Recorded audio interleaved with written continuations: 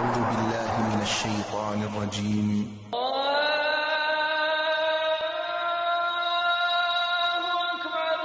کتاب اور سنت جو ہے وہ ہمارا دین، اس کو نصیب کرنے میں البتہ بہت سارے منہج پائے گئے ہیں۔ یعنی یہ جو معتزلہ ہیں، ایسا نہیں ہے کہ یہ ان کو قرآن نہیں آتا تھا، صحابہ کے طریقے سے دین کو نہ سمجھنا، یہ وجہ ہوئی کہ خوارج نکلے، قدریہ نکلے، جہمیہ نکلے، معتزلہ وغیرہ نکلے۔ صحابہ کے طریقے سے دین کو نہ سمجھنا تو یہ عقل کا قصور ہے نا۔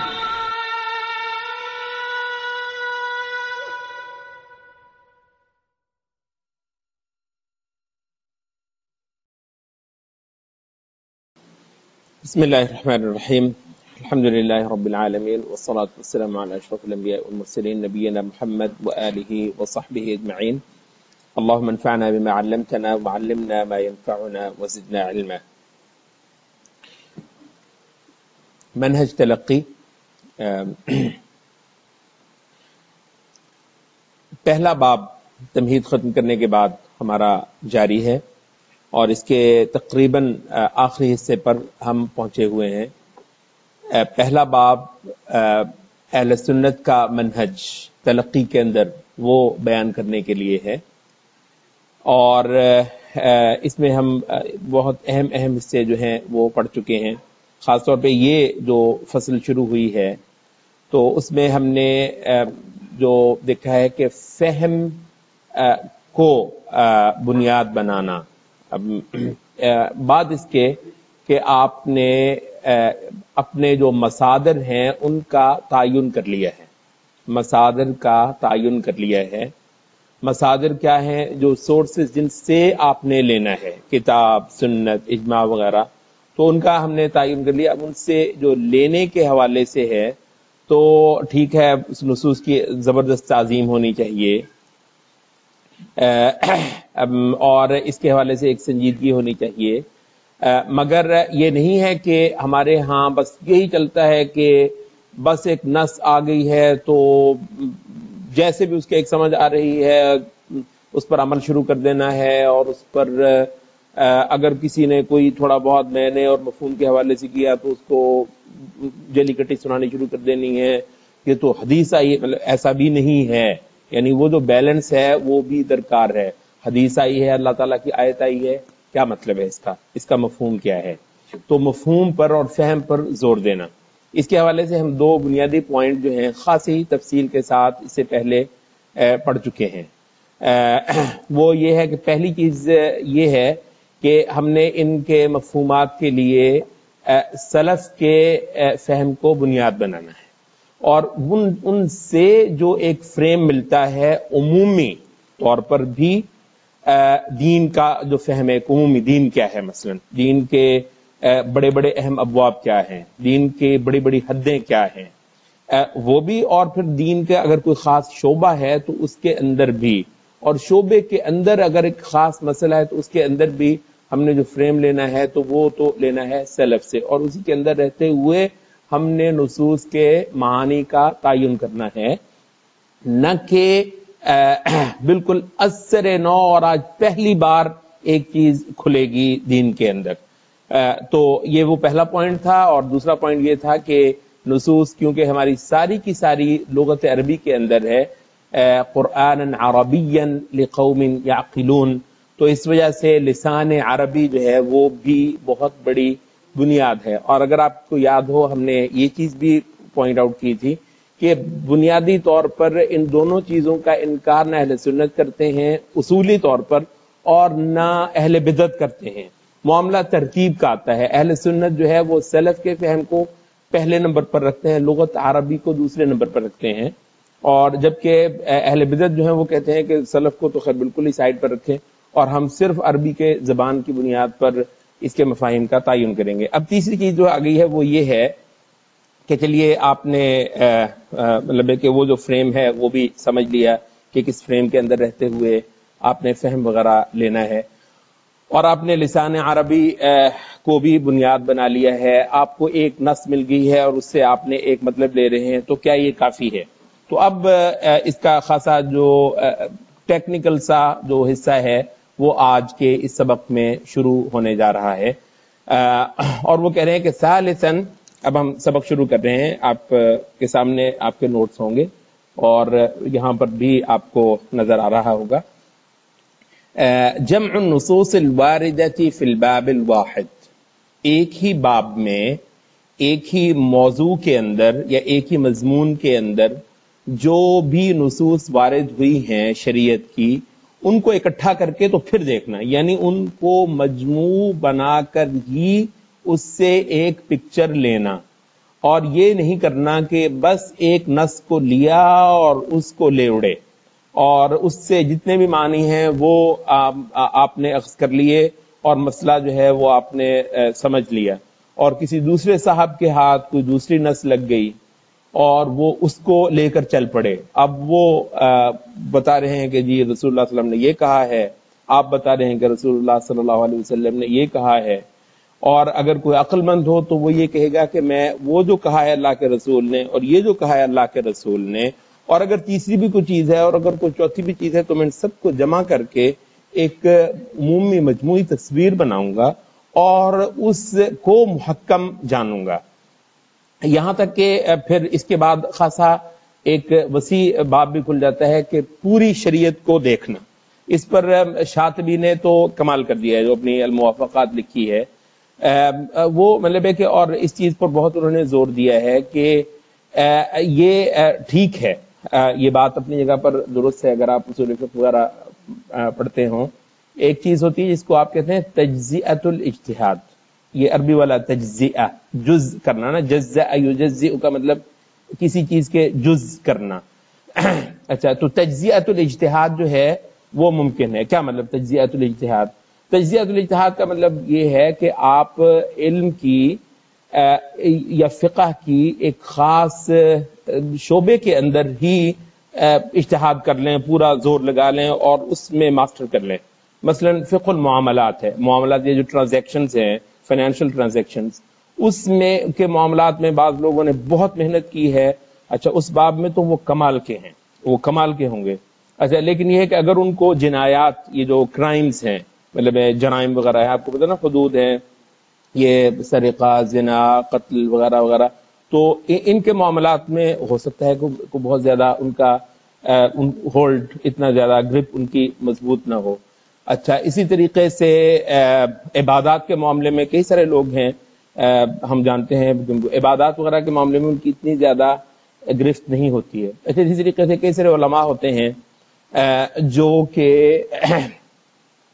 عام طور پر جو روایتی علماء ہوتے ہیں ماشاءاللہ، وہ یہ جو مسائل ہیں عبادات وغیرہ کے، طہارت کے مسائل، پاکی کے، نماز کے مسائل، روزے کے، بہت اچھی طرح جانتے ہیں اور عام طور پر خاصی محنت کی ہوتی ہے. بلکہ آپ کو پتہ ہے جو مناظرے وغیرہ بھی ہوتے ہیں اور اس میں جتنے مسائل دکھائے جاتے ہیں تو وہ یہی مسائل ہوتے ہیں نا، یہ جو خاص عبادات سے متعلق ہیں، فقہ العبادات، اس میں مطلب ہے کہ کمال کا ہوتا ہے. اگر انہی لوگوں کو یہ کہا جائے کہ مثلا جو کوئی بین الاقوامی ایشوز ہیں، مطلب اس کے بارے میں بھی تو شریعت کچھ کہتی ہوگی نا، بین الاقوامی ایشوز ہیں مثلا، تو اس کے بارے میں تو اب یہ ہے کہ زیادتی ہوگی ان کے ساتھ بھی، اور جن کے لیے آپ اگر ان سے رہنمائی لینا چاہیں تو ان کے لیے بھی، ان کے ساتھ بھی زیادتی ہوگی، کیونکہ ان کا پورا زور اس باب میں لگا ہوا نہیں ہے اتنا. تو یہ اس کے لیے عمومی طور پر جس کو کہتے ہیں تجزیۃ الاجتہاد، اور کہتے ہیں کہ یہ ظاہر ہے کہ بالکل صحیح ہے. یہ مطلب ایسے جسے کہتے ہیں سر بر آوردہ، جن کو عربی میں کہتے ہیں فحول جو ہوتے ہیں، ایسے علماء کہاں ملتے ہیں؟ خال خال ہوتا ہے کہ جو علم کے ہر میدان میں شاہ سوار ہو اور جہاں جائے وہ مطلب ہے کہ اس کے پورے جوانب کا احاطہ کرے. تو تجزیۃ الاجتہاد بالعموم جو ہے یہ ایک چیز قابل قبول ہے.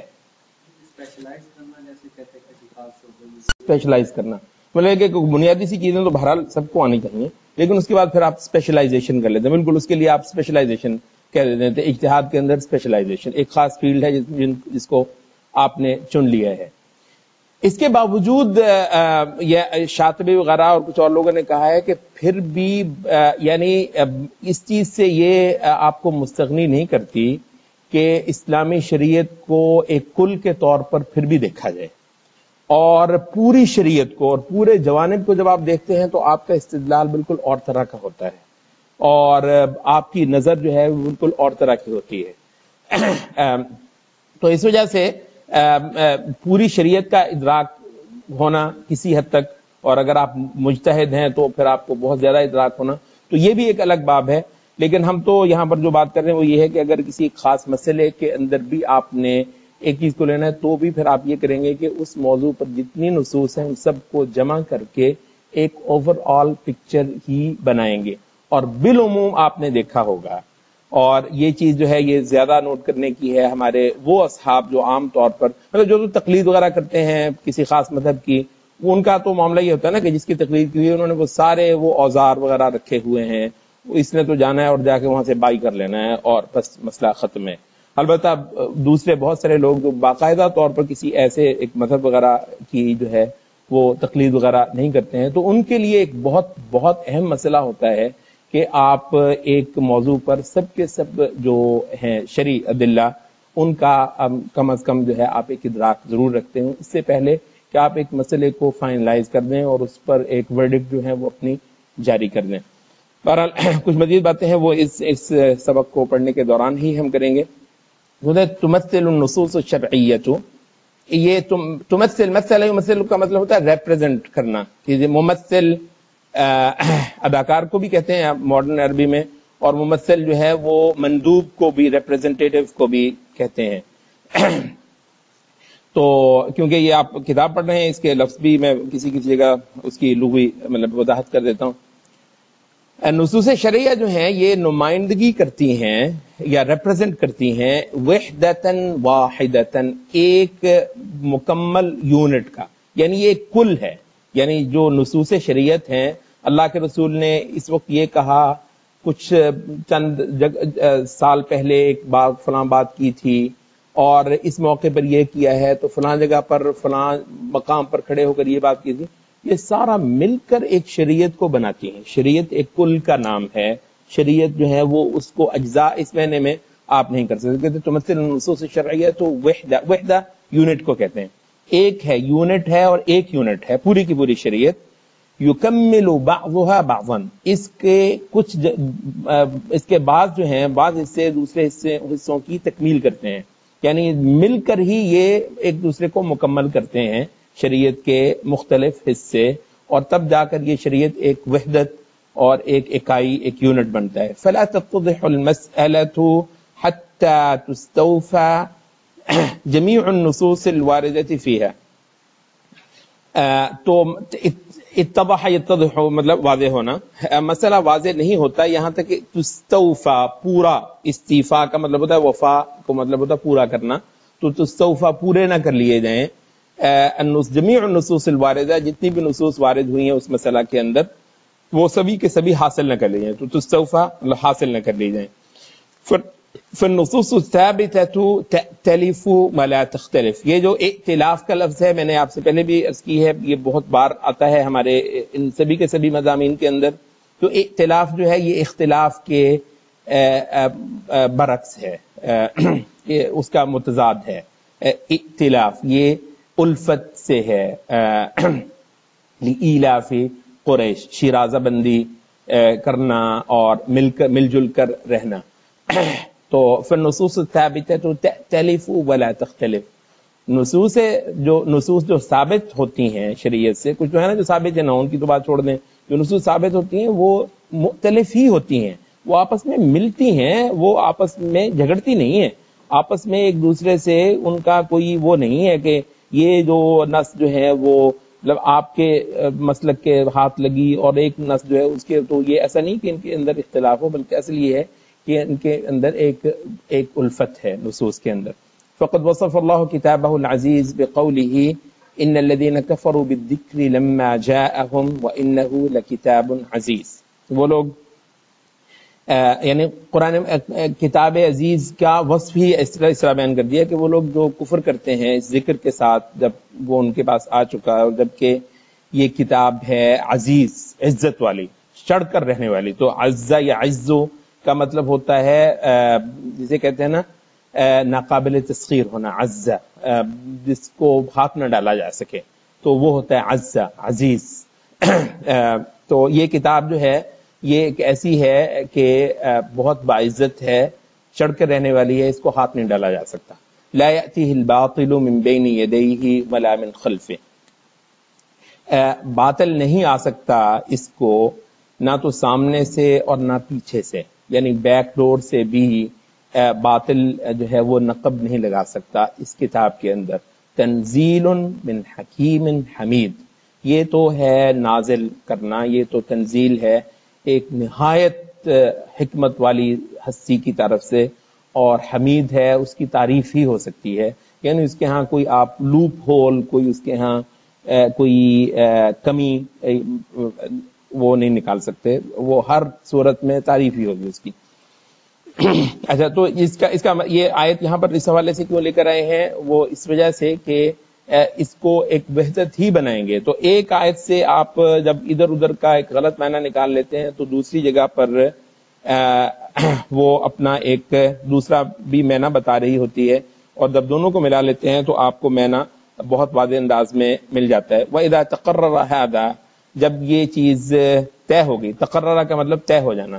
وَإِذَا تَقَرَّرَ هَذَا، جب یہ طے ہو گیا یا ہو جائے، فَإِنَّهُ لَا يَجُوزُ، تو پھر جائز نہیں رہتا ان یؤخذ نص ویترک نص آخر فی الباب نفسه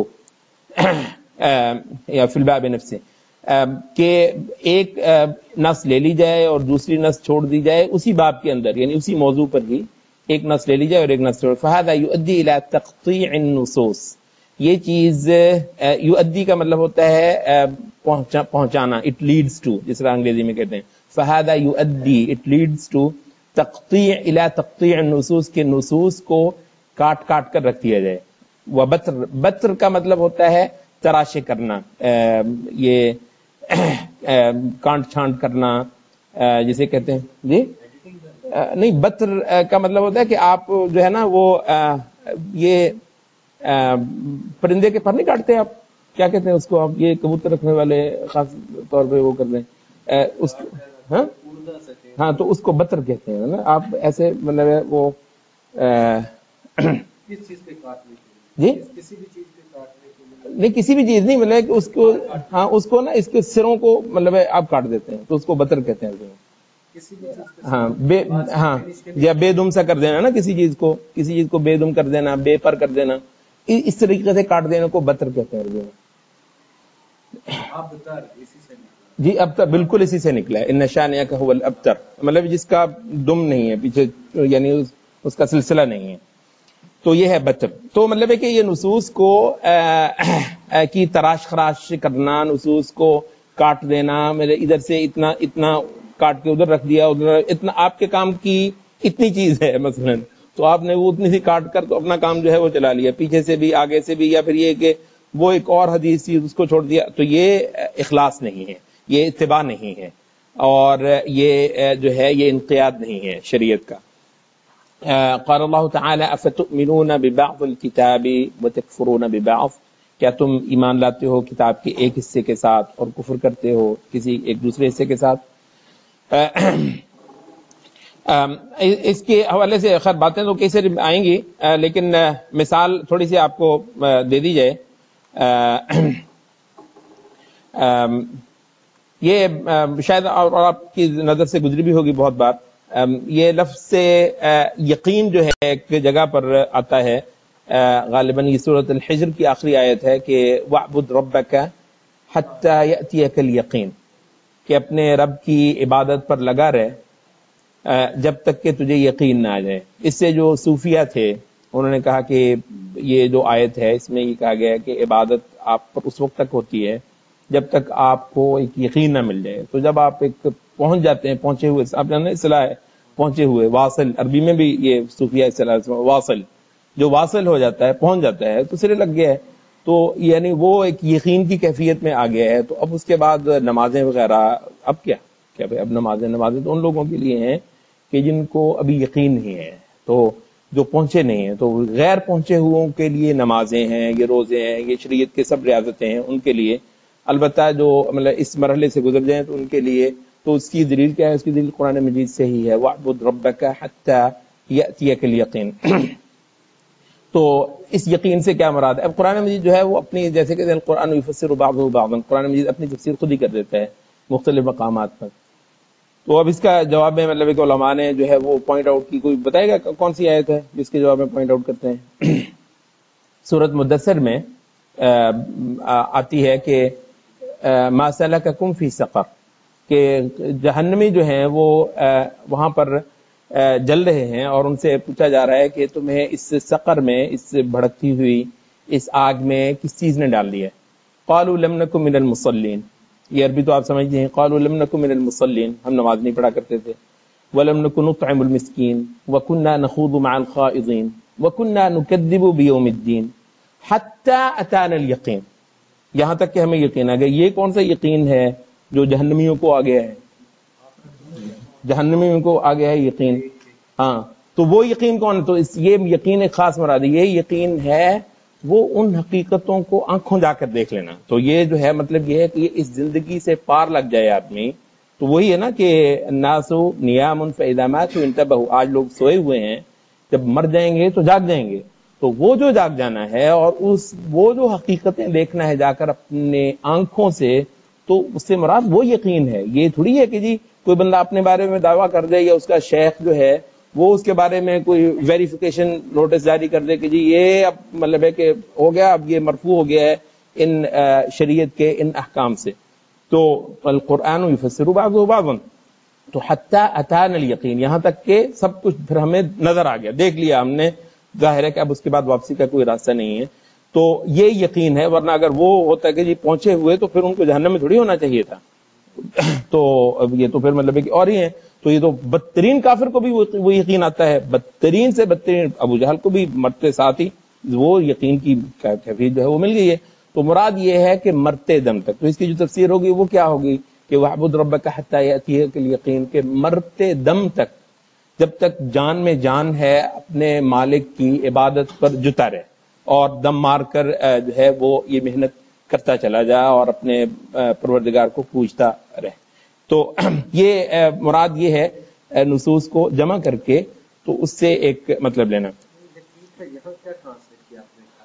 ہر پل یہاں تک کہ کب تک پہنچ جائے؟ نہیں، یقین سے مراد یقین ہی ہے، لیکن ایک خاص نوعیت کا وہ یقین ہے. یہی تو ہے نا تفسیر، یہی تو ہے تاویل، یہی تو ہے. اس تک یقین تک پہنچ جائے جو آخرت میں. ہاں جی جو اس دنیا میں ہوتا نہیں ہے.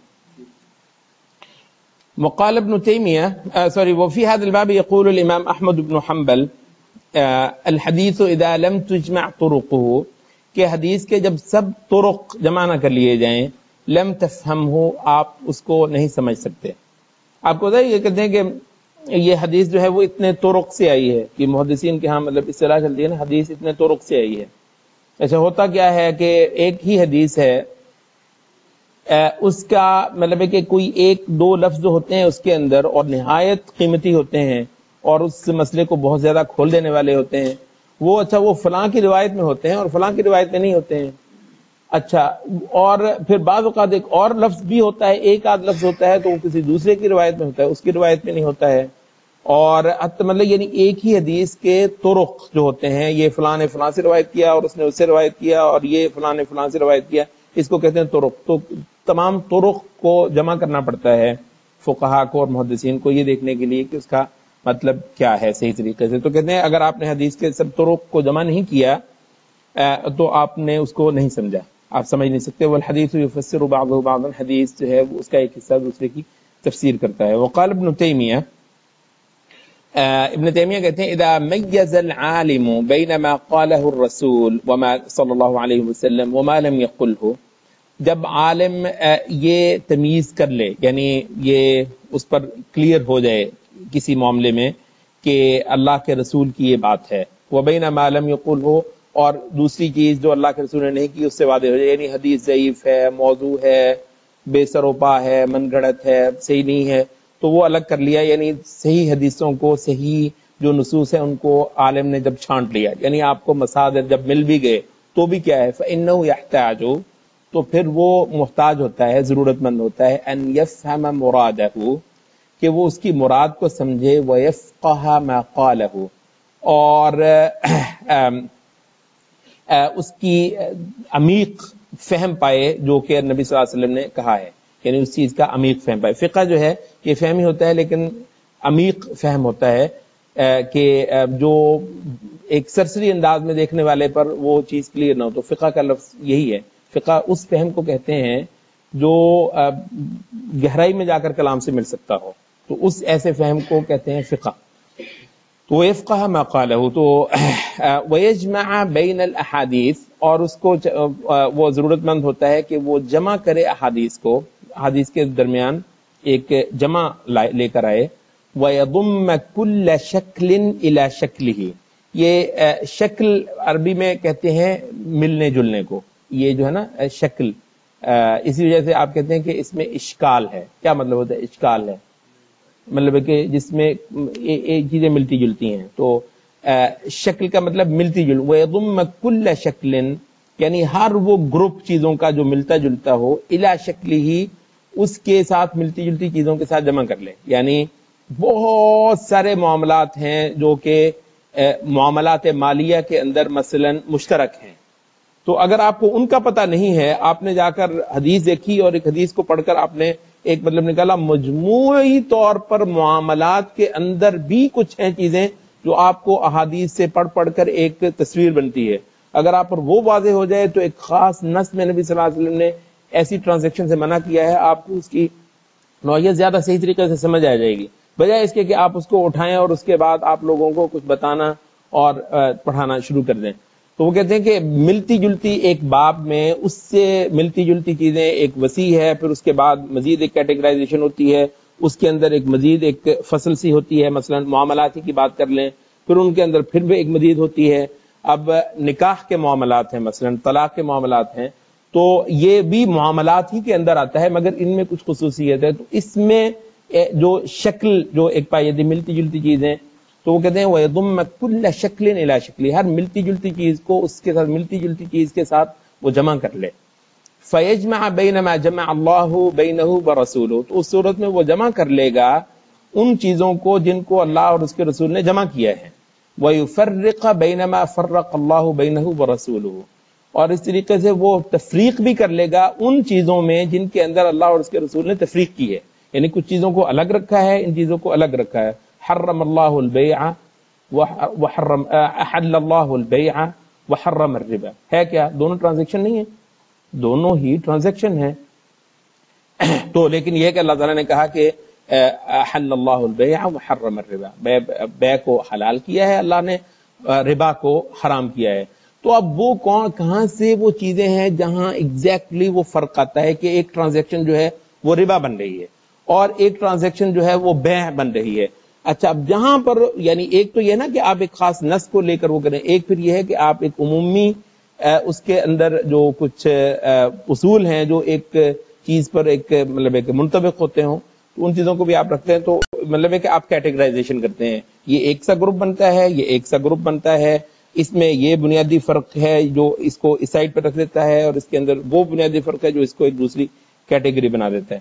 تو کہتے ہیں کہ فَيَجْمَعُ اللَّهُ بَيْنَ مَا جَمَعَ اللَّهُ فَيَجْمَعُ بَيْنَ مَا جَمَعَ اللَّهُ بَيْنَهُ وَرَسُولُهُ، اللہ اور اس کے رسول نے جن چیزوں کو ایک ساتھ اکٹھا سا رکھا ہے کیٹیگری میں، تو ان کو پھر وہ اکٹھا رکھے گا، اور جن کو تفریق کر دی ہے، الگ الگ کر دیا ہے کیٹیگریز میں، تو وہ بھی جو مجتہد ہے یا فقیہ ہے تو ان کو الگ الگ کر دے. فَهَذَا هُوَ الْعِلْمُ الَّذِي يَنْتَفِعُ بِهِ الْمُسْلِمُونَ، یہ ہے وہ علم جو جس سے مسلمان فائدہ لیتے ہیں. یعنی مسلمانوں کے فائدہ لینے والا جو علم ہے تو یہ اس طرح کا ہوتا ہے.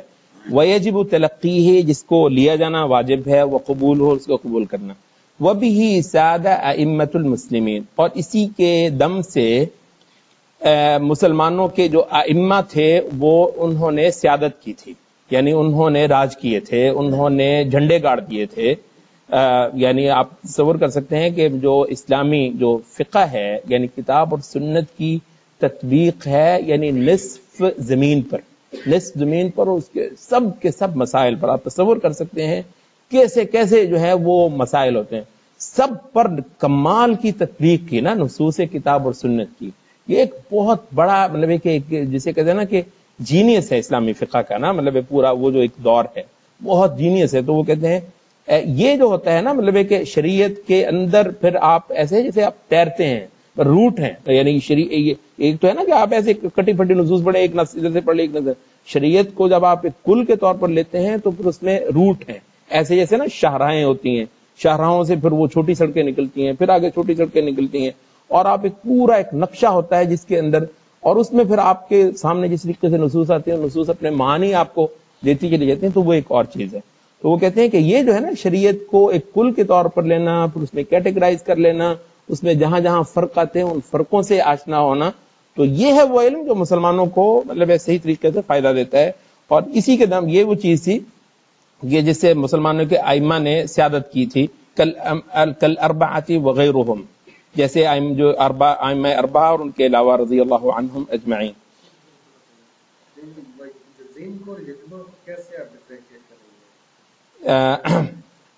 یہ بہت بڑا فرق تو نہیں ہے، یہ ضمہ کا مطلب ہوتا ہے اصل میں جسے بکھری ہوتی ہے نا ان کو آپ مطلب کہ جیسے وہ سمیٹتے ہیں نا، تو ضم کا مطلب ہوتا ہے سمیٹنا، اور جمع کا مطلب ہوتا ہے انکارپوریٹ کرنا۔ بالکل صحیح ہے۔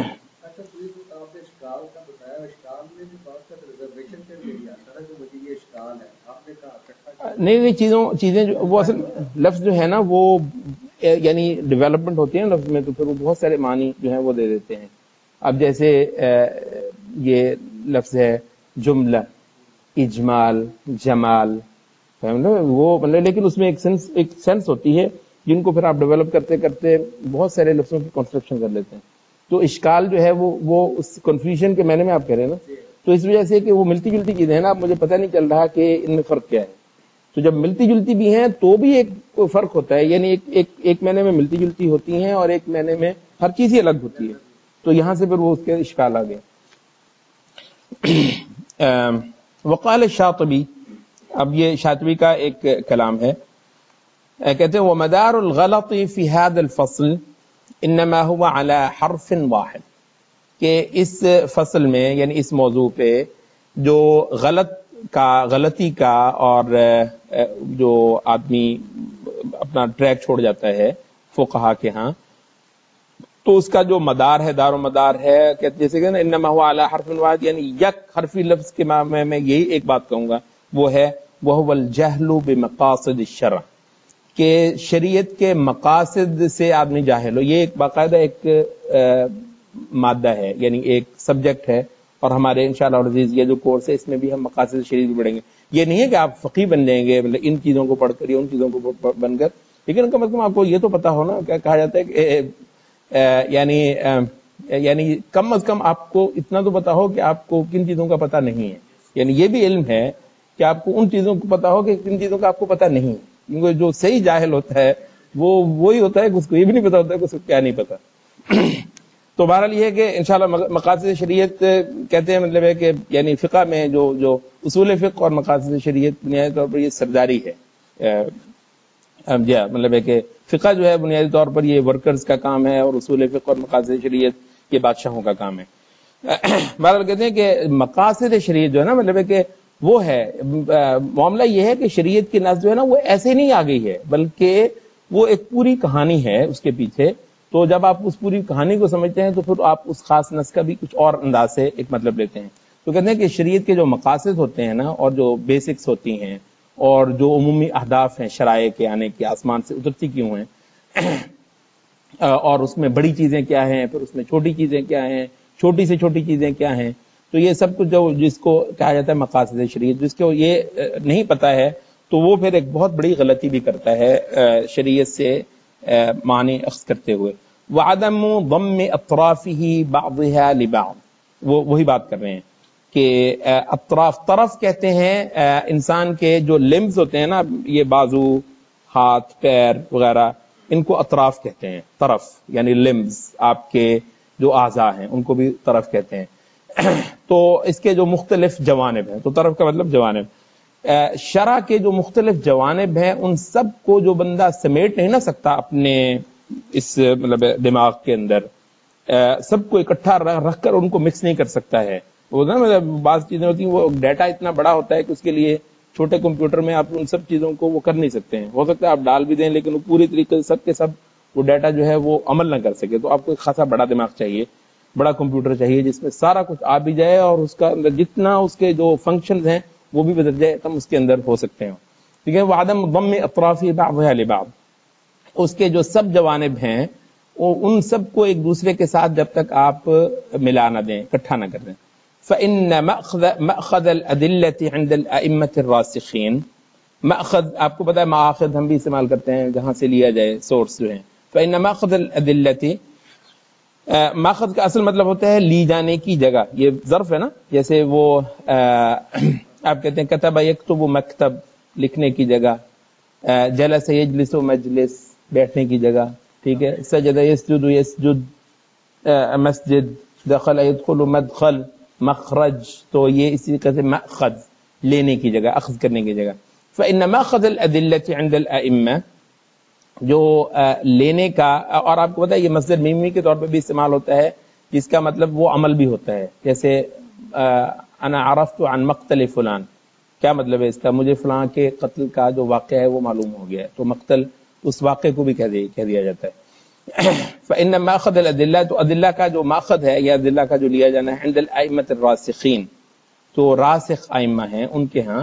انما هو على ان تؤخذ الشریعۃ, وہ یہ ہے کہ انما, آپ کو پتا کلمہ حصر ہوتا ہے کہ صرف یہی ہے کہ شریعت لی جائے کالصورۃ الواحدہ, ایک تصویر کی طرح, پورا ایک تصویر ہے شریعت. بحسب ما ثبت, اس کے مطابق جو ثابت ہو جائیں, من کلیاتها و جزئیاتها, اس کی جو کلیات ہیں شریعت کی اور پھر اس کی جزئیات, المرتبہ علیہا, جو کہ اس پر, جو ان کلیات پر مرتب ہوتی ہیں. مرتب ہوتا ہے یعنی ایک چیز کا دوسرے کے اوپر بیس کرتے ہوئے آنا. تو جو جزیات ہوتی ہیں شریعت کی وہ کلیات پر بیس کرتے ہوئے آتی ہیں.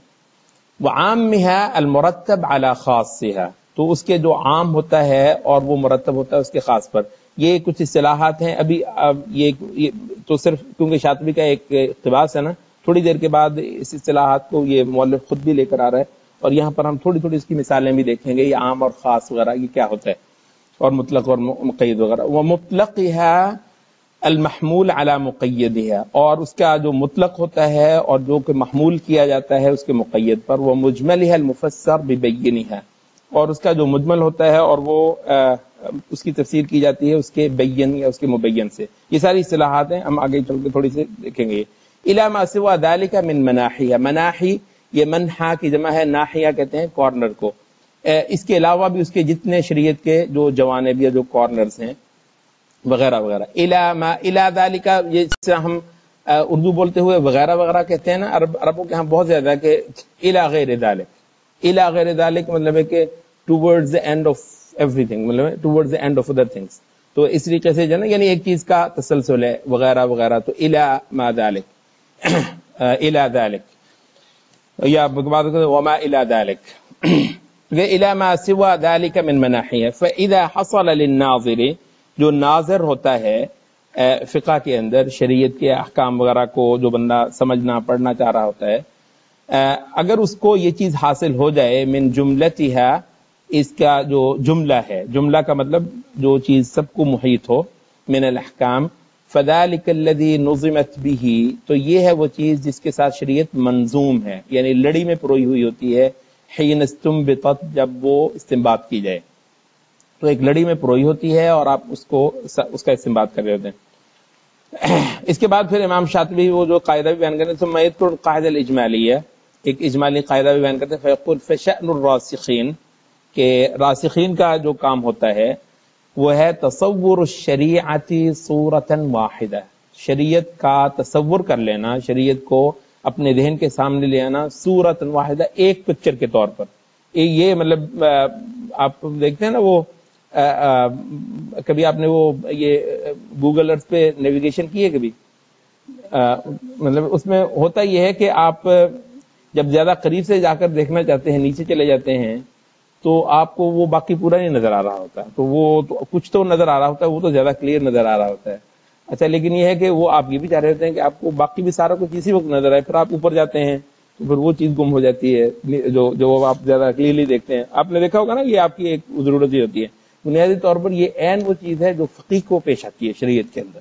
مطلب وہ اندر چلا جاتا ہے تو وہ جو بڑے جو اصول ہیں اور کلیات ہیں ان سے اس کا ذہن جو ہے نا تھوڑا سا ہٹ سا جاتا ہے. جب وہ کلیات دیکھتے ہیں تو بسا اوقات جو جزیات میں اگر کوئی خاص تفسیر ہے اللہ اور اس کے رسول نے دی ہوئی ہے تو بسا اوقات سے وہ بھی چھوٹ جاتی ہے. یہ بھی ایک مسئلہ ہے. یعنی بعض فقہا نے بہت زیادہ اس پر زور دیا کہ جی کلیات کو دیکھنا ہے تو جزیات کے اندر فارغ پیدل بھی رہے, بعض بالکل وہ ہاتھ بھی نہیں لگا. یہ بھی نہیں ہے کہ آپ نے ہواؤں میں پھرنا ہے, زمین پر پیر نہیں لگانا ہے.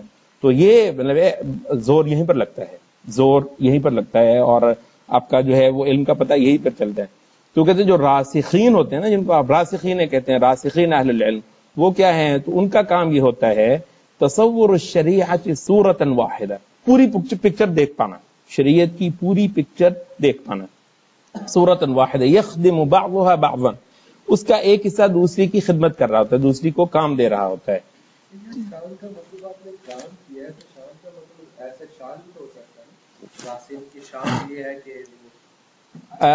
شان جو ہے یہ عربی میں بہت زیادہ استعمال ہوتا ہے. شان جو ہے یہ ان چند لفظوں میں سے ہے جو بے حد زیادہ استعمال ہوتا ہے.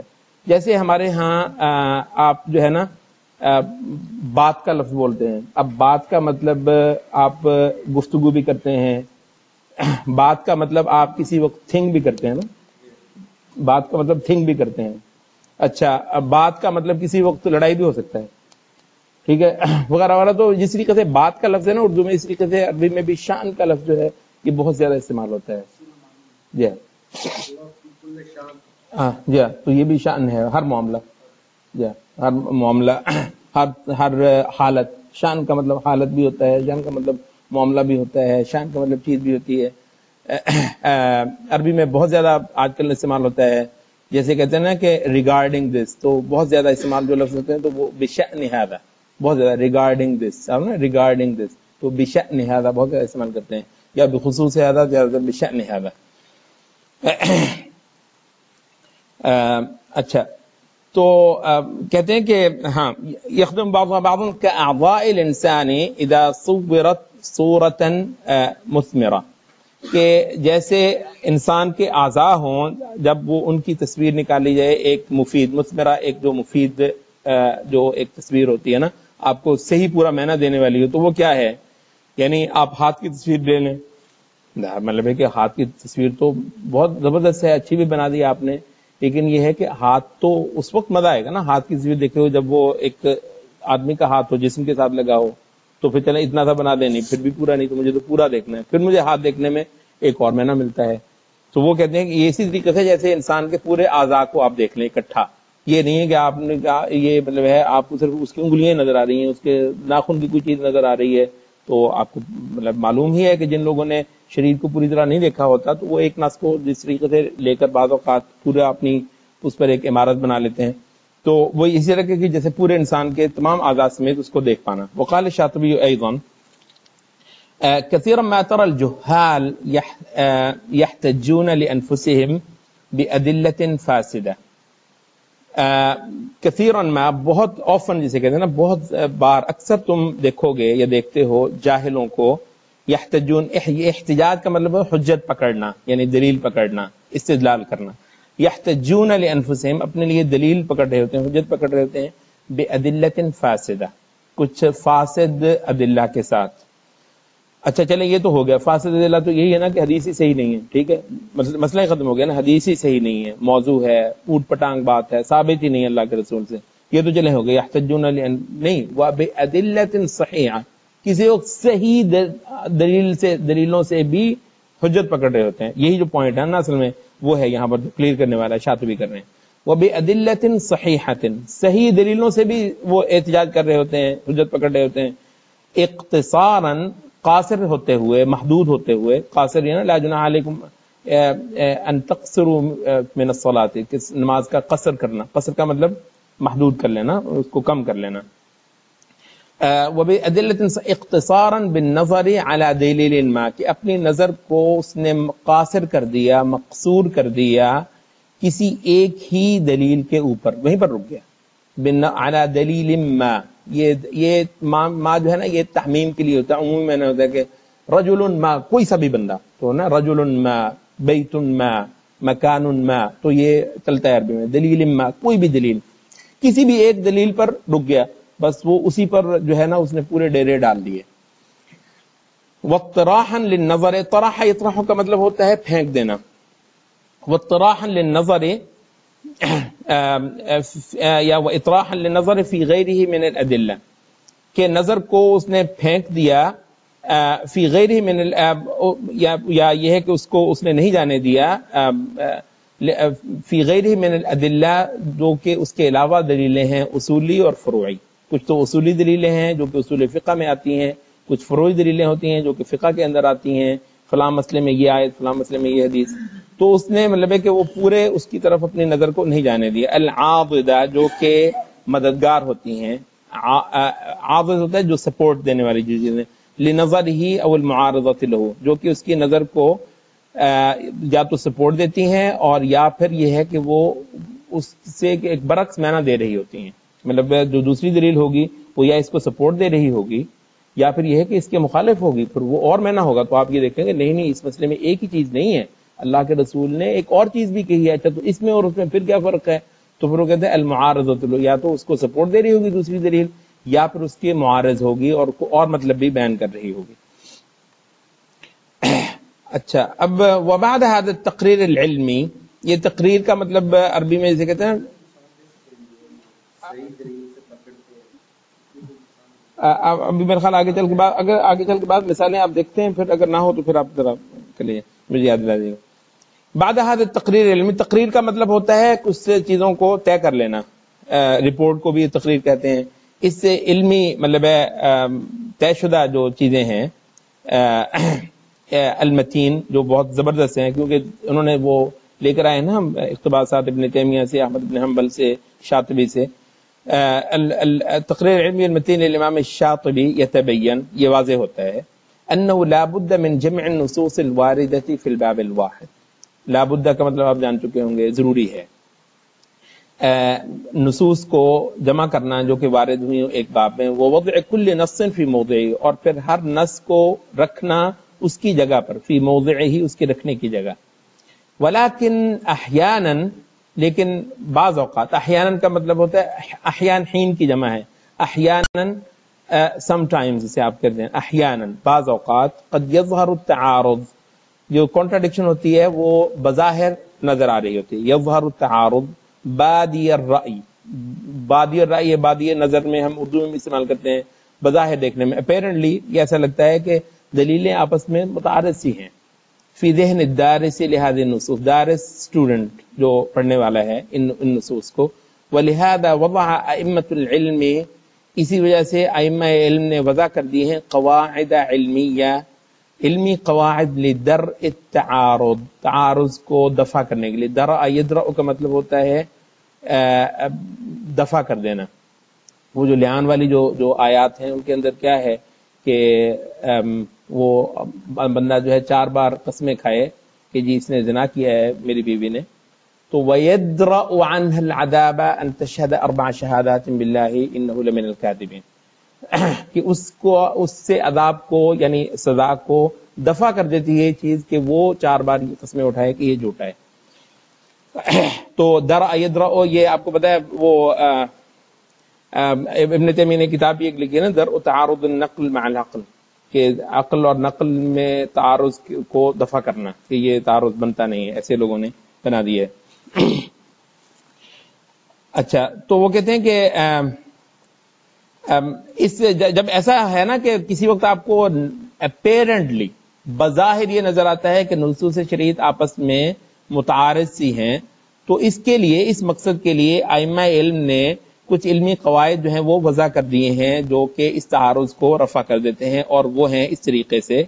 نمبر 1 یہ ہوتا ہے الجمع بین النصوص الصحیحۃ بطریقۃ من طرق الجمع المعتد بها. یہ المعتد بها یہ اردو میں بھی ہم استعمال کرتے ہیں، معتد بہ تعداد. اس میں نے معتد بہ تعداد کو دیکھا. معتد بہ کا مطلب ہوتا ہے جس کو کون سے نہیں، یہ اعتداد ہے. اعتدت تو کا مطلب ہوتا ہے کہ میں نے اس کا اعتبار کر لیا، اس کو کچھ گنا ہے، جتنا ریکن، ہی ڈزنٹ ریکن می، کیا مطلب ہے ریکننگ، کیا مطلب ہوتا ہے شمار کرنا، مطلب ہے کہ کسی گنتی میں نہیں آتا ہے. تو وہ یہ عدد سے ہے، معتد بھی یہ عدد سے ہے کہ جو کسی گنتی میں آنے والا ہو. معتد بھی لوگ کا مطلب ہے ریکنڈ، مطلب ہے جو کسی گنتی میں آنے والے ہوں، کانسیڈریبل ہونا. تو معتد بھی ہم اردو میں بھی استعمال کرتے ہیں. اور بعض لوگ اس کا مطلب جو ہے وہ تعدد سے لیتے ہیں، وہ ملٹیپلسٹی سے. ملٹیپلسٹی اس میں نہیں آتا ہے بالکل، یہ کانسیڈریبلٹی آتا ہے اس میں، ہے نا. یہ آواز کسی کی؟ اچھا اچھا. تو کہتے ہیں کہ نصوص جو صحیح ہیں ان کو جمع کر لیا جائے بطریقۃ من طرق الجمع، جو جمع کے طریقے ہوتے ہیں ان میں سے کسی ایک طریقے سے. عند علماء المعتد بها، جن کا اعتبار کیا جاتا ہے، جن کا شمار کیا جاتا ہے، جن طریقوں کا، جمع کے طریقوں کا. عند علماء الاصول، اصول فقہ کے علماء کے ہاں جن کا اعتبار ہوتا ہے. اب یہ بات چیزیں ہیں، اس میں آپ کو زیادہ جو وضاحت چاہیے اس کے لیے باقاعدہ طور پر اصول فقہ کے آپ کو لیکچر جو ہیں وہ دیے جائیں گے. اصول فقہ کے جو دروس ہیں وہ آپ کو ملیں گے، اور ظاہر ہے پوری اس کی تفصیل جو ہے وہ ہم اس میں نہیں کریں گے، کیونکہ یہ موضوع اصول فقہ کا نہیں ہے، اور پھر زیادہ لمبی بات بھی جو ہے وہ ہمیں یہاں پر نہیں کرنی ہے. مختصر سے جو ہے وہ ان چیزوں کا بہرحال آپ کو ادراک ہونا چاہیے منہج تلقی کے اندر بھی. تو نصوص کو جمع کرنا، نصوص کو جمع کرنے کے طریقے ہیں، اور وہ علماء اصول فقہ کے ہاں معتبر ہوتے ہیں. تو جس وقت آپ کو بظاہر ایسا لگے کہ تعارض آپس میں ہے تو آپ پھر ان کو وہ کرتے ہیں. اور یہ ایک نہایت معروف چیز ہے علماء شریعت کے ہاں کہ بعض چیزوں کو لوٹایا جاتا ہے دوسری چیزوں کی طرف. رد العام الی الخاص، عام کو خاص کی طرف لوٹایا جاتا ہے. کیا مطلب عام کو خاص کی طرف لوٹایا جاتا ہے کہ عام جو ہے وہ جہاں پر اپنا عموم دے رہا ہے، ایک جنرل معنی دے رہا ہے، اور ایک کوئی ایسی بھی نص آ گئی ہے نبی صلی اللہ علیہ وسلم کی جو کہ اس کو خاص معنی دے رہی ہے، تو اب یہ اس کی تخصیص کر دے گی، تو اس کو ہم لوٹا دیں گے اس خاص چیز کی طرف. اس کا بہت زیادہ عمومی جو مثال دی جاتی ہے وہ تو یہی ہے کہ اب قرآن مجید نے جو ہے وہ یہ کہہ دیا ہے کہ یہ مطلب ہے کہ خون جو ہے یہ حرام ہے. حرمت علیکم المیتۃ والدم، اور میتہ جو ہے یہ حرام ہے، مردار جو ہے وہ حرام ہے. لیکن یہ ہے کہ پھر کہا دوسری جگہ کہ احل لکم صید البحر، کہ جو صید البحر ہے وہ تمہارے لیے حلال کر دیا گیا ہے. اب صید البحر کیا ہوتا ہے؟ مچھلی کو ذبح کرتے ہیں آپ کو. تو احل لکم صید البحر، اور نبی صلی اللہ علیہ وسلم کہتے ہیں کہ احلت لنا میتتان و دمان، ہمارے لیے 2 میتہ اور 2 دم جو ہیں، 2 خون وہ حلال کر دیے گئے. اما المیتتان فحوت و جراد، کہ جو 2 مردار ہیں جو ہمارے لیے حلال کیے گئے ہیں وہ ہے ایک مچھلی اور ایک ٹڈی، یہ جو ٹڈی دل ہوتا ہے تو ایک یہ. وہ اما الدمان فہما الکبد والطحال، اور جو 2 خون ہیں وہ ہیں کلیجی اور تلی. تو یہ 2 جو ہے مطلب ہے کہ ہمارے لیے حلال کر دیے گئے. تو اب یہ ہے کہ مردار حرام ہے، یہ عمومی ہے، جو بھی چیز مر جائے، مطلب ہے کہ بکری مر گئی ہے، گائے مر گئی ہے، اونٹ مر گیا ہے تو وہ حرام ہے. اچھا جو بھی ہے مردار، تو مردار کی حرمت کیا ہے؟ اس کو ہم کہتے ہیں یہ عموم ہے، یہ عام ہے، حکم عام ہے مردار کی حرمت. مچھلی کی حلت، مچھلی مری ہوئی ہوتی ہے، ذبح تو نہیں ہوتی ہے، مچھلی مری ہوتی ہے، ٹڈی بھی مطلب ہے کہ مری ہوئی ہوتی ہے، اور اس کو آپ کھا لیتے ہیں. تو مچھلی کی حلت یا ٹڈی کی حلت کیا ہے؟ اس کو کہتے ہیں خاص. تو پھر یہ کہا جاتا ہے جب تعارض آ جائے آپس میں، دونوں بظاہر ٹکرانے لگے، اب مطلب ہے کہ جنرلی آپ جس طرح کہیں گے نا کہ اچھا اللہ کے رسول نے تو یا قرآن مجید نے تو منع کیا ہے مردار سے، اور یہ میں مچھلی کھا رہا ہوں، تو وہ یہ چیز آپ ٹکرا رہی ہے. تو وہ کہتے ہیں رد العام الی الخاص، تو عام کو خاص کی طرف لوٹا دیا جائے گا، یعنی عام کا معنی مفہوم جو ہے وہ تعین ہو جائے گا خاص کی طرف لوٹانے کے بعد. اس کی جو مطلب ہے کہ بہت ساری مثالیں اور ہیں قرآن مجید میں. مثلا جو عدت ہے عورت کی، جو جس کو طلاق ہو جائے، کیا عدت بتائی گئی ہے اس کی؟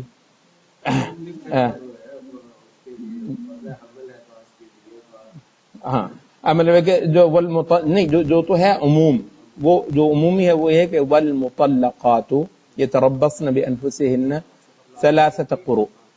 مطلقات جو ہیں یہ جو ہے نا، کہتے ہیں یہ عموم کے لیے ہوتا ہے نا، جو ہے یہ عموم کے صیغے کے لیے ہے. المطلقات مطلب اس جنس کے اندر جو بھی ہیں نا، جتنی بھی مطلقات ہیں تو وہ ان کی عدت ہے 3 قر، جس کو مطلب ہے کہ کچھ نے کہا کہ یہ حیض ہے، کسی نے کہا طہور ہے.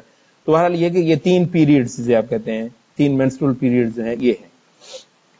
اچھا، لیکن یہ ہے کہ دوسری جگہ کہا کہ وَأُولَاتُ الْأَحْمَالِ أَجَلُهُنَّ أَن يَضَعْنَ حَمْلَهُنَّ، کہ جو حمل والیاں ہیں ان کی عدت کیا ہے؟ اجلہن ان یضعن حملہن، کہ وہ اپنا حمل جو ہے وہ وضع کر دیں. تو اب وہ 3 مہینے بھی ہو سکتا ہے اور وہ 9 مہینے تک بھی جا سکتا ہے، وہ کل بھی ہو جائے. یعنی اس نے آج طلاق دی اور وہ اسی جیسے وہ بعض نا فقہیات پر بھی، عربی بہت وہ ہے، فقہیات پر بھی نا لطیفے ہوتے ہیں، فقہیات پر بھی لطیفے ہوتے ہیں. تو وہ میں ایک بار پڑھ رہا تھا تو وہ کہتے ہیں کہ عورت تھی تو فقہ میں اچھی تھی، ماہر تھی، مطلب یہ آدمی یہ صاحب تھے، مطلب ان کو فقہ وغیرہ کا زیادہ صحیح طرح وہ نہیں تھا. تو وہ اس سے نا جان چھڑانا چاہتی تھی آدمی سے نا. تو وہ کہتے ہیں کہ اس کی جو ہے وہ ڈلیوری ہونے والی تھی کوئی 1-8 دن میں. تو کہنے لگی کہ یہ جو حامل عورتیں ہوتی ہیں ان کا دل مطلب رکھا جاتا ہے، کوئی بھی وہ ڈیمانڈ کر دیں، فرمائش کرتے ہیں تو پوری کر دی جاتی ہے. عام طور پر ہے کہ تو میری ڈیمانڈ پوری کر سکتے ہو. کہتے ہیں کیا؟ کہتی ہے کہ تم مجھے طلاق بول دو، لیکن تمہارے پاس 3 تو ہے نا، مطلب ہے کہ صرف ایک بار بول دو تو اس کے بعد پھر جو ہے وہ تم واپس کر لینا. کہتے ہیں اس میں مطلب کہتے تم بول دو، مطلب ہے کہ واپس کر لینا، رجوع کر لینا. تو اب وہ یہی سمجھتا ہے کہ جی وہ ہوتا ہے 1 مہینہ پھر تو وہ مطلب ہے کہ وہ کہتا چلے اچھا تم کہہ رہی تو وہ بول لیتی ہوں. تو اسی دن شام کو کہتے ہیں بیٹا پیدا ہو گیا، تو کہتی ہے السلام علیکم، ختم. تو پردہ کر لیا اور کہتی میرا تو کوئی تعلق نہیں تمہارے ساتھ. وہ کہنے لگا تو اس نے کہا کہ نہیں، یہ جو ہے وہ اولات الاحمال اجلہن ان یضعن حملہن، تو وہ عموم ہے، وہ عام ہے، جو تمہارے ذہن میں بیٹھا ہوا ہے یہ خاص ہے. تو یہ ہے کہ حمل والیوں کا پھر ایک خاص حکم ہے. اچھا، تو جن کے ساتھ کوئی مطلب ہے کہ ہم بستری نہیں ہوئی ہے، جن کے ساتھ مطلب ہے کہ وہ نہیں ہے، ان کی کوئی بھی عدت نہیں ہے، ان کی کوئی بھی عدت نہیں ہے. تو اس کا بھی قرآن مجید میں الگ سے ذکر ہے. تو وہ یہ ہے کہ یہ پھر خاص ہیں. تو ایک عام ہوتا ہے، اس کا حکم عام پر ہی رہتا ہے، مگر اس کے حوالے سے اگر کوئی خاص صورت ہو تو پھر وہ اوور رائڈ کر دیتی ہے. تو خاص ہمیشہ ہی کہتے ہیں کہ مطلق جو ہے، مقید جو ہے وہ مطلق پر اوور رائڈ کرتا ہے، اور خاص جو ہے وہ عام پر اوور رائڈ کرتا ہے. جیسے ہم نے اس عورت کے قصے میں دیکھا تو وہ اوور رائڈ کیا اس نے. تو اس کو آپ رد بھی کہتے ہیں، اس کو آپ حمل بھی کہتے ہیں. جیسے قواعد میں آ جاتا ہے کہ یہ ایکسیپشن ہے، یہاں اس کو ایکسیپشن کہہ سکتے ہیں، استثناء کہہ سکتے ہیں، یا اس کو خاص ہی رکھیں گے؟ اس کے لیے لفظ جو اس کے لیے جو لفظ ہے وہ تو مطلب ہے کہ یہی ہے کہ یہ عام اور خاص کی بات ہے، اس کو استثناء نہیں کہا جاتا. لیکن جو معنی ہے وہ مطلب ہے کہ یہ نکل جاتا ہے. اچھا، رد المطلق الى المقید، کہ جو مطلق ہے وہ مقید کی طرف لوٹایا جائے گا. اب اس کی مثال علماء نے دی ہے کہ قرآن مجید میں جو ہے نا وہ ہے کہ حرمت علیکم المیتۃ والدم، دم جو ہے یہ مطلق ہے، دم مطلق ہے. لیکن آپ کو پتا ہے کہ بعض حدیث میں آتا ہے کہ بکری جب آپ نے ذبح کی تو اس کے ساتھ کچھ خون لگا ہوا، تو مطلب ہے کہ ایسا نہیں ہے یعنی کہ جی وہ اگر آپ نے پکا لیا ساتھ ہی آ گیا تو اب گناہ ہے. یعنی اس طرح نہیں ہے کہ جیسے مطلب ہے کہ استغفر اللہ، مطلب ہے کہ جیسے پیشاب ہے مثلا، ظاہر فقہی چیزوں میں لفظ کھل کے بھی آپ بولتے ہیں تاکہ چیزوں کو کلیئر ہو جائے. پیشاب ہے مطلب ہے کہ وہ لگا ہوا ہو تو کیا مطلب ہے پکا لیں گے؟ استغفر اللہ، مطلب کہاں پکائیں گے؟ اس کو دھوئیں گے. کیا خون کو اسی طرح دھویا جاتا ہے؟ اسی طرح دھوئیں گے آپ جیسے پیشاب کو دھویا جاتا ہے، پکانے کو دھویا جاتا ہے، ویسے تو نہیں دھوئیں گے. خون لگا ہوا تھا، آپ نے پکا لیا، کھا لیا، کون سی بڑی بات ہے؟ تو یہ کیا ہے؟ تو وہ کہاں سے لیا ہم نے کہ جی وہ یہ ہے کہ جو خون جو حرام ہے وہ ہے، وہ قرآن دوسری جگہ بتا دیا. یہ تو مطلق بتایا نا، الدم مطلق طور پر یہ ہے، اس کا کوئی خاص وصف نہیں بتایا. لیکن دوسری جگہ پر بتایا تو وہ ہے کہ قل لا اجد فيما اوحي الي محرما على طاعم يطعمه الا ان يكون ميتة او دما مسفوحا. دم مسفوح تو قرآن مجید میں اس کا ذکر آ گیا. دم سفح کا مطلب ہوتا ہے ذبح کرنا، مطلب ہے کہ خون ایسے مطلب ہے کہ جیسے فوار کی طرح جو ہے وہ نکلتا ہے تو وہ ہے صفح دمن مسفوحا، تو وہ جو فوار کی طرح جو خون نکلتا ہے ذبح کرتے ہیں وہ حرام ہے. تو اگر مطلب ہے کہ ویسے تھوڑا بہت لگا ہوا ہے تو کوئی اتنی بڑی بات نہیں ہے، وہ انشاءاللہ حرام نہیں. تو یہ ہے کہ مطلق ہے خون کی حرمت، یہ مطلق ہے. تو مقید کر دیا ایک دوسرے نے آ کے اس کو مسفوح کہہ کر کے، وہ جو مقیو ہے حرام ہے وہ مقید ہے. اسی طریقے سے بہت ساری جگہوں پر یہ تو ایک بہت کلیئر ہے، اور اس پر تو خیر مطلب ہے کہ علماء کا اتفاق ہی ہے. بعض چیزوں میں آپ کو پتا ہے اچھا خاصا علماء میں اختلاف بھی ہو جاتا ہے مطلق کو مقید پر محمول کرنے کے معاملے میں. اچھا اب یہ جیسے یہ مطلب ہے کہ بعض جگہ پر جو تحریر الرقبہ جو ہے وہ کہا گیا ہے کہ تحریر الرقبۃ مؤمنہ کہا گیا ہے. یہ جہاں زہار وغیرہ کی جو آیتیں ہیں تو تحریر الرقبۃ مؤمنہ کی جو آپ غلام آزاد کریں گے وہ مومن ہونا چاہیے. اب جہاں پر قسم کا کفارہ جو ہے وہ بتایا گیا ہے وہاں پر مطلق رکھا گیا ہے. تو وہ کہتے ہیں کہ مطلب علماء نے کہا ہے کہ جہاں پر سبب مختلف ہو، یہ پھر آگے مختلف ہے کہ دونوں کا سبب مختلف ہے. وہ معاملہ آیا ہے زہار میں، اور یہ معاملہ ہے قتل کی سزا میں، اور یہ معاملہ ہے قسم کے کفارے میں. تو جہاں پر سبب مختلف ہو وہاں پر ہم مطلق کو مقید پر محمول نہیں کریں گے. کچھ نے کہا کہ نہیں، جب نتیجہ ایک سا ہو، جب رقبہ کفارہ جب جہاں بھی آئے تو وہ مومنہ کے ساتھ ہوگا، کیونکہ دوسری جگہ پر اللہ تعالیٰ نے مقید کر دیا. تو یعنی یہ ہے کہ بہت ساری جگہوں پر مطلق کو مقید پر محمول کرنے کے اندر علماء میں اختلافات بھی ہیں. اب اسی طریقے سے یہ جو ہے جمہور مثلا کہ ہاں یہ جو ہے اپنا جو کپڑا ہے وہ زمین پر کھینچنا، ڈریگ کرنا، یہ جو ہوتا ہے نا، تو یعنی بعض احادیث میں اس کا جو آ گیا ہے کہ خیلا، کہ من جر ذیلہ خیلا، خیلا کا مطلب ہوتا ہے تکبر، اور وہ جو ہے نا اپنی جو ہے وہ یعنی ذات کو بڑا کرنا. تو جس نے اس انداز سے اپنا کپڑا کھینچا زمین پر لٹکایا تو لا ينظر اللہ الیہ، اللہ تعالیٰ اس کی طرف دیکھے گا تک نہیں، وغیرہ وغیرہ اس طرح کہتے ہیں. تو یہ ہے کہ بعض جگہوں پر یہ خیلا جو ہے یہ مقید کر دیا گیا، اور بعض احادیث میں اس کا جو ہے وہ ذکر نہیں ہے، خیلا کا ذکر نہیں ہے. اب یہ ہے کہ علماء کا ایک فریق نے کہا کہ ہم اس کو بھی لیں گے، اس کو بھی لیں گے، اور اس وجہ سے خیلا ہو تو وہ الگ سے حرام ہے، اور خیلا نہیں ہے تو وہ الگ سے حرام ہے کیونکہ وہ آگے ہے. تو دوسروں نے کہا کہ نہیں، یہ ہے اصل میں حمل المطلق علی المقید، کہ کسی کا پر نبی صلی اللہ علیہ وسلم نے جب اس کی قید بتا دی تو جہاں پر مطلق ہوگا ہم اس کو بھی اسی کے معنی میں ہی لے کر دیکھیں گے، تو یہ مقید ہی ہوگا. تو جہاں پر خیلا ہوگا وہاں پر اس کی یہ جزا ہے اور یہ اس کی یہ شناعت ہے اس فعل کی. البتہ جہاں پر جمہور کا یہی قول ہے کہ جمہور جو ہے وہ اس کو محمول کرتے ہیں. تو اس وجہ سے مطلب بہت ساری جگہوں پہ اختلاف بھی ہو جاتا ہے مطلق کو مقید پر محمول کرنے کے عمل میں. اگلا ہے رد المجمل الی المبین. یہ مبین بھی کہا جاتا ہے، مفصل بھی کہا جاتا ہے، مفسر بھی کہا جاتا ہے. مختلف لفظ ہیں جو علماء کے ہاں چلتے ہیں اس کے لیے. تو مجمل اور مبین جو ہے وہ کیا ہے؟ آپ کو پتا ہے اجمال جو ہوتا ہے وہ جملہ اسی سے ہوتا ہے. جملہ کہتے ہیں کلمات کے مجموعے کو کہتے ہیں جملہ، یعنی ایک لفظ نہیں ہے، یہ کلمات کا مجموعہ ہے جس میں بہت کچھ آ جاتا ہو. تو اجمال ہوتا ہے جو بہت ساری چیزوں کو شامل ہو. ایمان کے لیے بھی علماء کے ہاں جو لفظ بولتے ہیں وہ ایمان مجمل اور ایمان مفصل.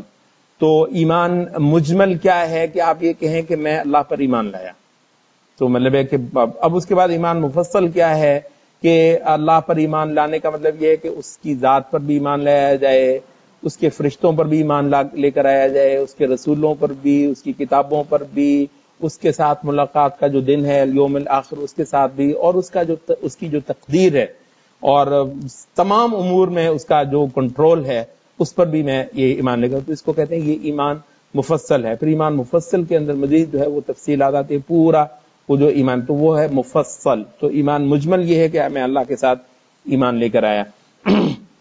تو مجمل جسے کہتے ہیں نا پریسائز ایک چیز ہوتی ہے، اس میں بہت سارا کچھ ہوتا ہے لیکن اس کی ڈیٹیلز جو ہیں وہ نہیں دی جاتی. اب عمومی طور پر یہ کہا گیا ہے قرآن مجید کے حوالے سے، اور سنت کے حوالے سے کہ سنت جو ہے یہ بیان کرتی ہے قرآن مجید کا، سنت قرآن مجید کا بیان کرتی ہے. آپ کو یاد ہوگا یہ تو اس چیز کو ہم نے کئی بار پہلے بھی اپنے دروس میں واضح کیا ہے، وَأَنزَلْنَا إِلَيْكَ الذِّكْرَ لِتُبَيِّنَ لِلنَّاسِ مَا نُزِّلَ إِلَيْهِمْ.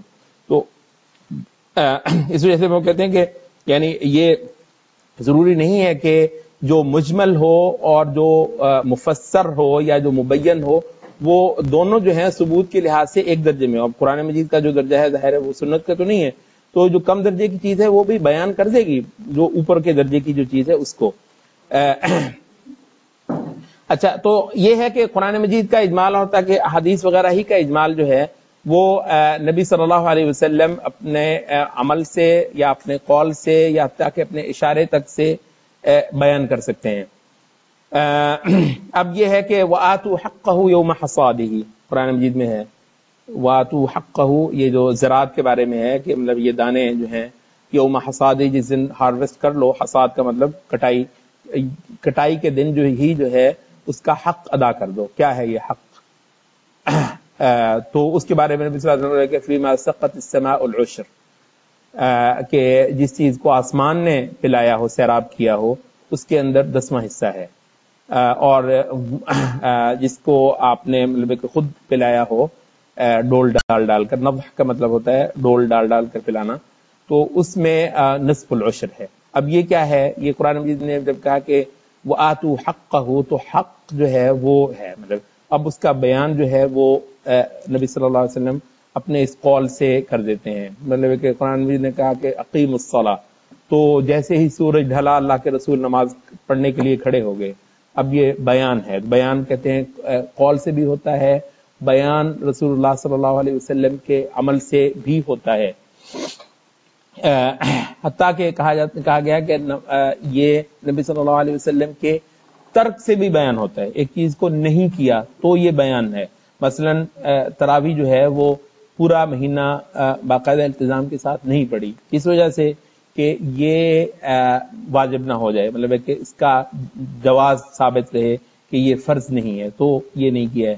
تو اس کے علاوہ کئی ساری چیزیں نبی صلی اللہ علیہ وسلم کا عمدن کسی چیز کو نہ کرنا وہ بیان ہے. تو یہ جو ہوتا ہے مطلب ہے کہ قرآن مجید میں مثلا یہ آیا ہے، بعض جگہوں پر تو خیر مبین آ گیا، جہاں وضو میں آتا ہے کہ وَاغْسِلُوا أَيْدِيَكُمْ إِلَى الْمَرَافِقِ، کہ اپنی جو آپ کو پتہ ہے ید جو ہے یہ پورے ہاتھ بازو پورے کو عربی میں ید کہتے ہیں، تو اپنے جو ہے یہ بازو کوہنیوں تک دھو. وضو میں تو خود ہی مبین کر دیا یہ چیز. لیکن ادھر جو ہے وہ کہا کہ وَالسَّارِقُ وَالسَّارِقَةُ فَاقْطَعُوا أَيْدِيَهُمَا، کہ جو چور آدمی ہو عورت ہو اس کے ہاتھ کاٹ دو. کہاں سے کاٹیں بھائی؟ ہاتھ. تو یہاں پہ نبی صلی اللہ علیہ وسلم نے جو رسغ ہوتا ہے، جو اس کو پائنچا کہتے ہیں، تو پائنچا سے جو نبی صلی اللہ علیہ وسلم نے جو کاٹا چور کا ہاتھ، تو یہ بیان ہو گیا. تو ایک ہے کہ جناب میں نے تو پڑھ لیا، اللہ تعالیٰ نے یہی کہا ہے، اور اس میں یہ ہے میں یا تو کوئی کہتا ہے کہ پورا کاٹ دو، یہاں سے کاٹ دو، اور کوئی کہتا ہے جہاں سے مرضی جو ہے وہ کاٹ دو. تو وہ ان دونوں کو کہا جائے گا مطلب کہ یہ دوسری جگہ جو ہے وہ بیان موجود ہے. تو مجمل کو ہمیشہ ہی مبین کی طرف لوٹایا جاتا ہے. کہیں پر ایک چیز آ گئی اور اس کے بارے میں اس کی کوئی خاص کیفیت بتا دی گئی، اس کے بارے میں خاص کوئی جو ہے اس کی صورت بتا دی گئی، اس کا کچھ خاص وقت جو ہے وہ بتا دیا گیا، تو وہ چیز نبی صلی اللہ علیہ وسلم کے بیان سے ثابت ہو گئی. البتہ یہ علماء نے کہا ہے کہ کسی چیز کا جو ہے وہ اس کے وقت سے بیان لیٹ ہونا یہ ممکن نہیں ہے. یہ ممکن نہیں ہے کہ ایک چیز کا وقت آ گیا اور اللہ کے رسول اس کو بیان نہ کریں. اگلی چیز جو ہے وہ ہے رد المتشابہ الی المحکم، متشابہ کو محکم کی طرف لوٹانا. یہ چیز جو ہے یہ مطلب ہے کہ فقہ میں بھی استعمال ہوتی ہے، لیکن حقیقت یہ ہے کہ اس کا جتنا اطلاق عقیدے کے اندر ہے اتنا کسی اور چیز کے اندر نہیں ہے. یہ دعوت کے اندر بھی، اور اگر آپ کو علم ہو، آپ میں سے کسی نے وہ پڑھے ہیں یہ جو مسائل الجاہلیہ، محمد بن عبد الوہاب کی ایک چھوٹا سا رسالہ ہے مسائل الجاہلیہ، تو اس میں بھی وہ اس چیز کو مطلب ہے کہ بہت زیادہ وہ کرتے ہیں، کہتے ہیں کہ اگر آدمی جو ہے وہ اس چیز کو سمجھتا ہو تو موحدین کا ایک عامی جو ہے وہ مشرکوں کے ایک عالم پر بھاری ہو جاتا ہے. مطلب ہے کہ اس چیز کو جانتے ہوئے کہ متشابہات کو لوٹایا جائے گا محکمات کی طرف. متشابہ کیا ہیں؟ اب تھوڑا سا اس کی بھی وضاحت ہو جائے تو اچھا ہے. متشابہ جو ہے وہ کہا جاتا ہے جس میں یعنی مزید جو ہے نا وہ بیان کی ضرورت ہو اور اس میں احتمال ہو، یعنی معانی کا احتمال ہو، یا تو کیفیت کے لحاظ سے یا پھر اس کے اطلاق وغیرہ کے لحاظ سے، وہ ہے متشابہ، جس کو اردو میں ہم انگریزی میں کنفیوزنگ بھی بعض اوقات کہہ دیتے ہیں. اب کیا ہے مطلب ہے کہ وہ کہتے ہیں کہ قرآن مجید نے یہ تو خود کہہ دیا کہ قرآن مجید کے دو حصے ہیں، یعنی قرآن مجید دو طرح کا ہے. هو الذی انزل علیک الکتاب منہ آیات محکمات ہن ام الکتاب. آیات ہیں، محکمات ہیں، اور جو کتاب کا جو بنیادی حصہ ہے وہ تو وہی ہے، محکمات ہی پر مشتمل ہے. وَأُخَرُ متشابہات، اور کچھ اور بھی ہیں جو کہ متشابہات ہیں. فَأَمَّا الَّذِينَ فِي قُلُوبِهِمْ زَيْغٌ فَيَتَّبِعُونَ مَا تَشَابَهَ، تو جن کے اندر دلوں کے اندر تو ٹیڑھ ہے وہ جاتے ہیں پیچھے ان چیزوں کے جو کہ متشابہ ہیں. اچھا 2 منٹ رہیں جی، ابھی میرا خیال ہے ہم یہاں پہ ختم کر لیتے ہیں، نماز کا ٹائم ہو گیا نا. تو اب ہم یہ اس کو تھوڑا سا کیونکہ ذرا زیادہ اس کی وضاحت کی ضرورت ہے، بات پوری نہیں ہوگی. تو سبحانک اللہم و بحمدک اشہد ان لا الہ الا انت استغفرک.